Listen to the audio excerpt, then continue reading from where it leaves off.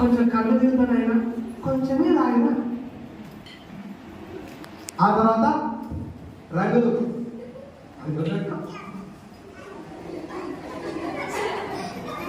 రంగులు మనం ఫస్ట్ ఇంటికి వేసుకుందాం. సరే, పాట పాడుతూ దేవునికి మహిమ కలుగును గాక. వచ్చింది వచ్చింది వచ్చింది క్రిస్మస్ పండుగ, యేసయ్య